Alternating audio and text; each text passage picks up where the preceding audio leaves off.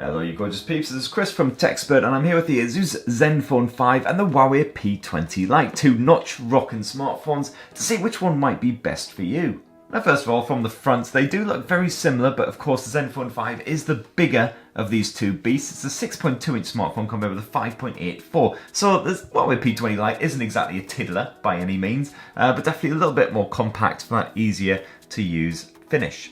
Now, these smartphones are both constructed from glass and metal, so you've got a nice bit of metal banding around the edges, and then flip them around, and of course, glossy glass right here on the back. They do tend to scuff up a little bit when the light catches them just the wrong way, then you can see all those nice greasy prints. Lovely stuff. We do prefer the finish on the Asus because it's got this lovely circular sheen to it, as you see as it catches the light. Just throws off all kinds of funky light effects. Looks very cool indeed. If we check them out down beneath, you'll see that they both sport a bit Type-C USB charging, and you also get a 3.5mm headphone jack down there as well for connecting your wired phones. As you can see, they both sport a rear-mounted fingerprint sensor as well. It just falls naturally under your finger when you pick them up, so nice and easy and comfortable to use, and reasonably nippy in both cases as well. Quick tap now, and as you can see, you're basically straight into your desktop. Just a minor pause of around sort of half a second or so, so nothing really to concern yourself with that.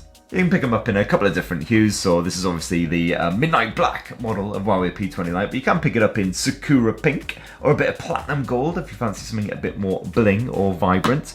And in the case of the Asus Zenfone, a bit more sedate. This is the Meteor Silver, which is about as exciting as it comes. Otherwise, it's the Midnight Blue, which is a slightly not quite black. And in neither case do you get full water resistance either. They'll be fine in a bit of rain, something like that, but I wouldn't go give them a dunking in the bathtub, for instance. So what about the screen tech? Well, as I said, it's slightly more spacious here on the Zenfone 5. It's a 6.2 inch Super IPS Plus, as they term it, whereas it's a 5.84 inch LTPS here on the Huawei P20 Lite. In terms of colour warmth, colour reproduction, very, very similar indeed. They're both slightly warm displays, ever so slightly warmer here on the Zenfone 5 in its default state.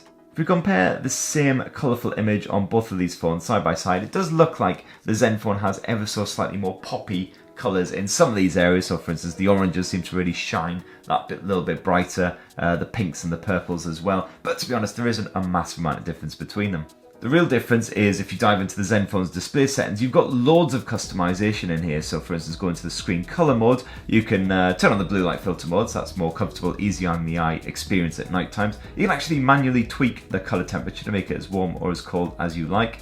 And there's also various other screen color modes as well, which allow you to, for instance, change the hue and the saturation. So you get all kinds of funky effects on the go, like so.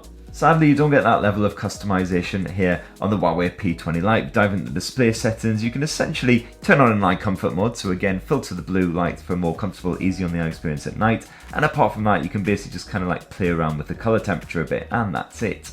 There also doesn't appear to be any way of hiding that notch effect up top here on the Huawei P20 Lite, whereas if you dive into the Zenfone's display settings, there is an option to hide that notch if you don't particularly like it.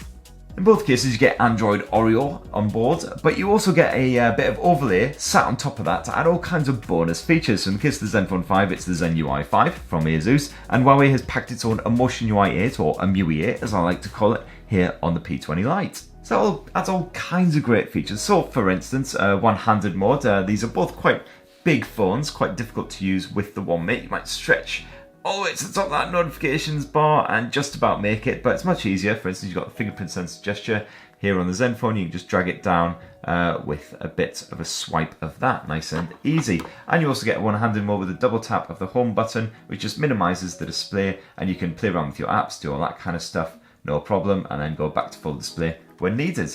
In the case of the Huawei P20 Lite, similar sort of thing, just a quick swipe across that navigation dock, and again you've got this minimized display, so you can again load up your apps, have a bit of a play around, do whatever you like, and then just touch outside and you're back to full screen mode.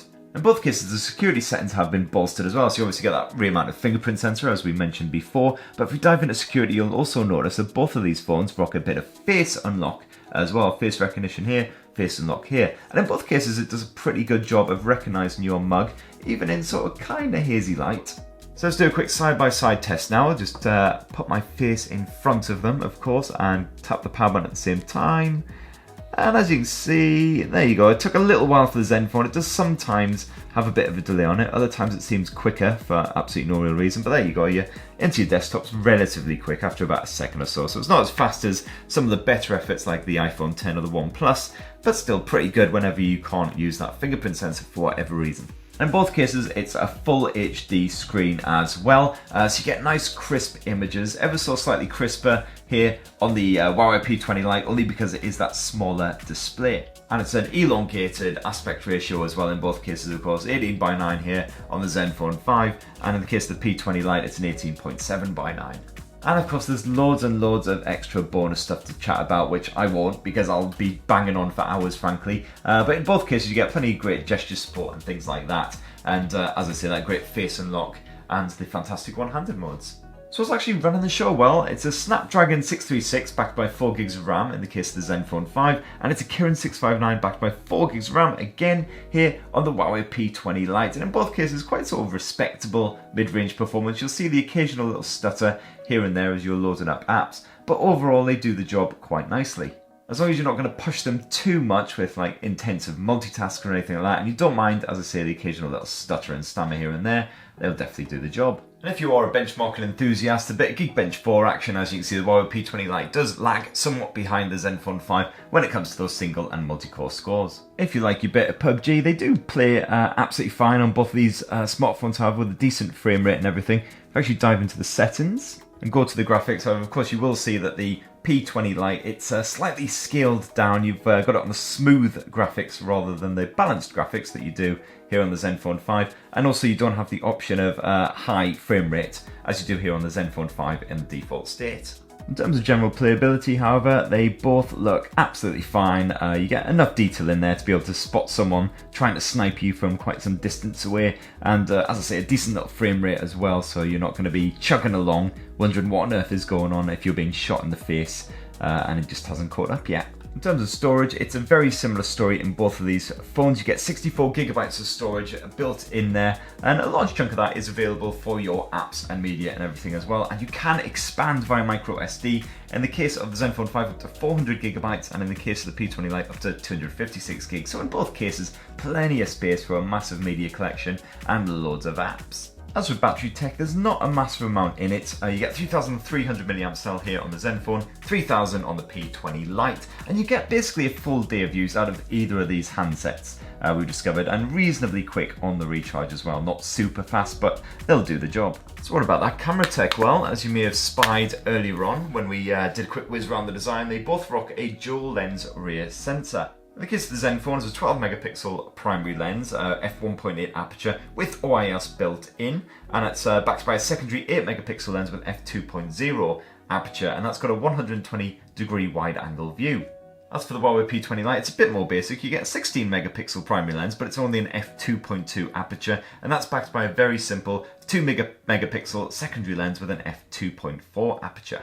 So in the case of the P20 Lite, that secondary lens is very much just for the likes of your portrait shots. So if you give a little tap up here, you enter portrait mode, and that just locks onto your subject and gives you a nice sharp view of them while blurring the background. You do also get that option here on the Asus Zenfone as well. It's the depth effect option right up top there. But you also get the option of that wide angle view thanks to that secondary lens. Great news if you're trying to shoot a Vista or something like that. If you flick right across both of these screens as well, you'll open up a bunch of bonus camera modes as well. As you can see, more on the P20 Lite, although we don't use the vast majority of these, to be honest. One of the better ones is the Pro Photo mode, which you get in both cases. And this just allows you to tweak the likes of your ISO levels, your white balance, things like that. You do get a bit of histogram action here and a bit of the level action and stuff as well here on the Zenfone. And there is the option of turning on that horizontal level as well here on the Huawei P20 Lite, as you can see there. And both phones can also shoot in RAW photo mode. You also get the likes of time-lapse and slow motion to complement the standard video shooting as well, and in both cases you can shoot some really decent looking video. However, the Zenfone is the clear winner when it does come to that video quality. As you can see, the Huawei P20 Lite does top off at Full HD 1080p at just 30 frames per second Here on the Zenfone, you get the option of jumping up to 60 or 120 frames per second. You can also shoot at full 4K resolution as well. And because you've got that optical image stabilization as well, that just helps to keep everything nice and crisp. And the general image stabilization when shooting video definitely appears to be better here on the Zenfone than it is on the P20 Lite. As for the front-facing selfie cameras, you get an 8MP f2.0 here on the Zenfone, whereas it's actually a 16MP f2.0 here on the P20 Lite, and they come out with similar sort of results. And that in a nutshell is the Zenfone 5 versus the Huawei P20 Lite. So they're both going to cost around the sort of £350 mark. The Huawei P20 Lite, you can actually probably pick it up for closer to £300 if you manage to spot it on offer, whereas the Zenfone is only just coming out now. So which one do you think would be best for you? As I say, in terms of general performance, the Zenfone has got it, but they both pack loads of great features, some decent display tech, slightly more customizable here on the Zenfone, and some pretty slick design work as well. So yeah, I'd definitely be interested to hear your thoughts down below. Don't forget to give us a subscribe for loads more comparisons and deep tech dives on the latest smartphones and other tech. And thanks, oh god, there's drills in the background now, perfect timing.